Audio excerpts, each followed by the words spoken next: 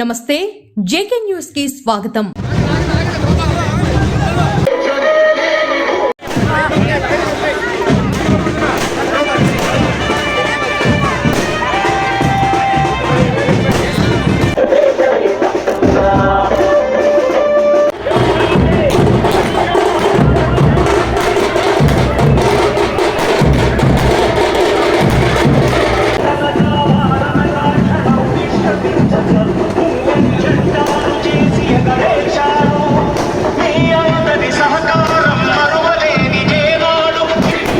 ఈరోజు వైఎస్ఆర్ పార్టీలో ఉంటే 5 సంవత్సరాలు ఉంటే ఎలాంటి అభివృద్ధి లేదు, అందుకనే ఈరోజు వాళ్ళు మారడం కూడా జరిగింది।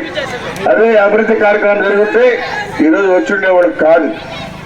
ఈరోజు 5 సంవత్సరాలు ఈ రాష్ట్రం మొత్తం అంధకారం అయిపోయింది। అభివృద్ధి అనేది లేకుండా రాష్ట్రమే డెవలప్మెంట్ లేకుండా ఆగిపోయింది।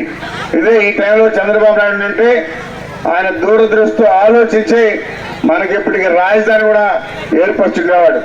ఈయన 3 ముక్కలు ఆటాడుతా ఉన్నాడు, 3 రాజధానులు అని ఒక్కటి కూడా డిసైడ్ చేయాల। అందుకనే రేపు తెలుగుదేశం ప్రభుత్వం వచ్చిన తర్వాత అమరావతి మన రాజధాని, ఒకటే రాజధాని। రేపు ఆగ మేఘాలుగా కట్టి మన బిడ్డలు ఎక్కడ అడిగినా కానీ ఎక్కడ మీ రాజధాని అంటే అమరావతిని చెప్పుకునేలాగా చేయబోతున్నా చెప్పి కూడా తెలియజేస్తా ఉన్నా। ఎందుకంటే చంద్రబాబు నాయుడు ముందు చూపుతూ ఆలోచించి ఏదో కూడా పనిచేస్తాడో అభివృద్ధి చేస్తాడు। హైదరాబాద్ని ఏ విధంగా అభివృద్ధి చేశాడో మీరు చూశారు। ఒకప్పుడు ఎగతాళి చేశారు, అక్కడ అభివృద్ధి చేస్తామంటే ఈ కొండల గుట్టల్లో మీరు పిచ్చి పెట్టిందని చెప్పారని కూడా అన్నారు। అయితే ఈరోజు ఆ కొండ గుట్టల్లో మరి ఈరోజు సింగపూర్లో ఉన్నట్టుంది, ఆ విధంగా అభివృద్ధి చేశాడు।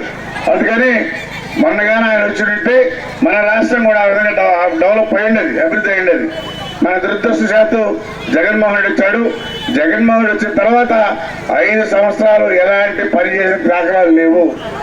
ఆయన ఇసుక దోపిడీ, లిక్కర్ దోపిడీ, లిక్కర్ అయితే వాళ్ళే సొంతంగా తయారు చేసి 50 సంవత్సరాల లోపల చనిపోతారు, అలాంటి మందు అది కూడా ఆయనదే। జగన్మోహన్ రెడ్డి అదే మందు, రేపు ప్రభుత్వం వస్తే ఆ మందు మీకు రాదు। అన్ని క్వాలిటీగా ఉంటాయి, అన్ని కంపెనీలు ఉంటాయి। ఇట్లాంటి పనులు చంద్రబాబు నాయుడు చేయడు। అందుకనే ఎప్పుడు కూడా మంచి పరిపాలన చేసేవాళ్ళని ఎన్నుకోవాలా।